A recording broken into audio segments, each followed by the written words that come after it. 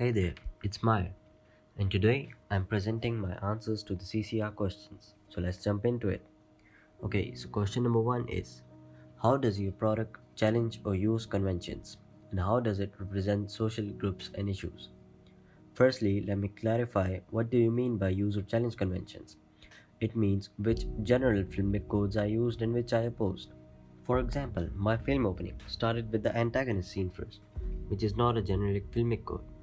And if you're wondering why, because the audience doesn't have any context for the villain scene. And that's what I wanted.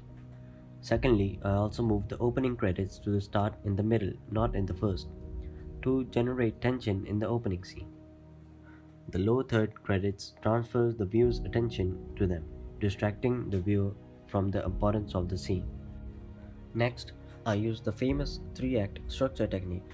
It is a fundamental narrative framework that divides a story into three main parts: the setup, face off, and resolution. It provides a clear progression of conflict and resolution throughout the film. This method is quite common as it's used almost in all the stories. Lastly, the sound design and the lighting also include some of the codes and conventions. Example: overhead lighting in the assassin scene to portray someone evil and dark. Similarly, adding tense music to a thrilling scene, like the scene in the start. Music full of emotions over something sad like the father's death scene.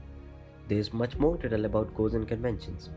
But now, let's move on to the second part of the question: which social issue was shown in my opening? Well, the main message of a film was that violence is not the answer, and it never was. I wanted to show vengeance as a negative thing, that one's selfish intent to preserve peace initiates wars, and hatred is born in order to protect love. Hence, then, this cycle of violence continues, sparking the brains of one another like a virus. People forget that the first to forgive is the strongest, and they should not waste their lives seeking revenge. Instead, they should leave the suffering in the past and move on. Moving on to question number two, which is: how does your product engage with the audience? And how would it be distributed as a real media text? Okay, so the best way to create something full of thrilling and audience hooking action is to engage with the viewers a lot. If I talk about my film opening, it grabs the audience attention right from the beginning due to my Christopher Nolan's inspired first scene, where I keep people in the dark. This sounds like it more work, but that's the trick. It keeps the viewer's head running, keeps them thinking, and makes some questions arise in their mind, like what's going on? Who are they talking about? Who is he? Who is the person sitting on the chair? And while their brain starts to find the answers, it also makes them hyped and excited for the upcoming. Furthermore, in the office scene, I left it to the viewer's intuition that something about the coffee was not right, and something was definitely not right. That coffee was poisoned. I also tried my best to make the emotions in the film relate and connect to the viewers. In the end, I had a fast paced montage which made the audience focus on the minor details and figure out about the time skip and the character change and all that. Then, in the last shot, I left the ending to the audience, whether he kills him or something else happens. The next question is: how will I distribute it to be available to watch? And here's where social media kicks in. My marketing strategy was to first create a little hype about my project on my socials such as Instagram, Twitter, and the others, and just post some small clips or behind the scenes or bloopers or something like that, something that would attract the audience's attention. Then a day or two later, I would upload it on YouTube. To try to keep it running, I would interact with the audience, like reply in the comments and posting stories and asking about the feedback, your favorite part, and how could it been better or something like that, etc. On to question number three: how did your production skills develop throughout this project? To answer this question, first I'll look back and see how far I've come. Well, this was one hell of a journey, and I surely learned a lot and obtained some useful set of skills. Comparing pre production and production, the production phase was the hardest part for me because it regarded practical experience. Now, let me explain the practicality I'm talking about. By studying media studies, I learned a lot about different shots and angles. But the thing is, you need to know which shot or angle would fit the requirements of the scene and prove strong against some factors like the set and lighting conditions. Only then you could obtain a cinematic masterpiece. Hence, framing your composition is the most crucial component in the shooting phase. Next, I learned that choosing a location or a set is also important. A proper plan, building, setting up a scene with custom props because every prop in the frame matters and it adds more points. Regarding the lighting, I learned that having big lights is not the answer. Having many small lights adds much more depth and that dramatic feeling to it. Let's move over to the pre production field. For all the things I told you before, it's useless if I don't come up with a good storyline. Yes, the storyline is like the foundation of the film.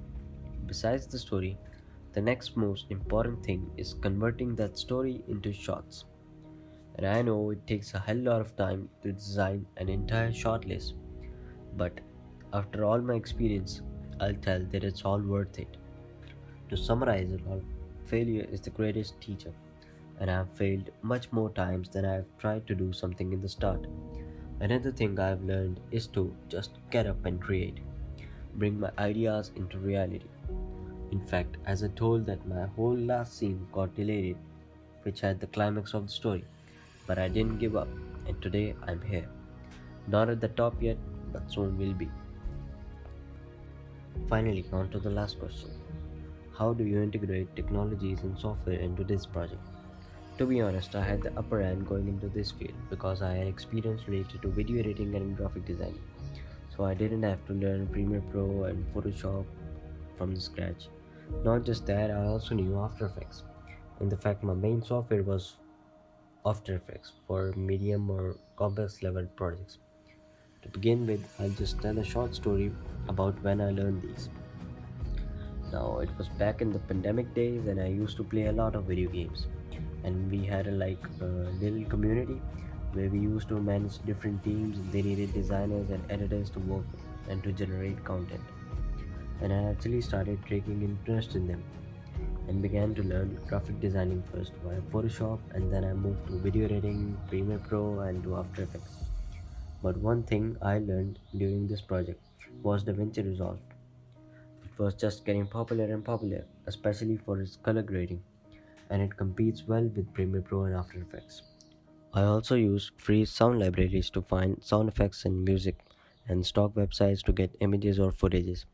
Talking about sound effects, I also improved a lot in the sound designing area. If I move on from the editing on the other aspects, like I used AI voice to generate news reporters voice in the beginning and used AI to produce some images which I used for the blog post, cover and the other parts of the website. I use softwares like Descript to do multiple things, Grammarly to spell check and do other functions. And for taking inspiration, I used a website named iCandy.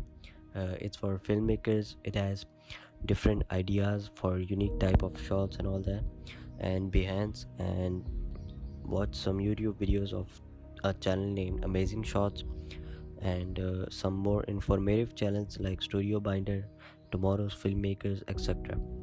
Just a fun fact that Goxar is currently my most favorite creator right now, and I just really love his videos. To end it up, I used a lot of tools and technologies for help, and they improved my workflow a lot. But these are just the ones that proved the most helpful to me. And I guess that's it. That's the end of my journey. So, peace.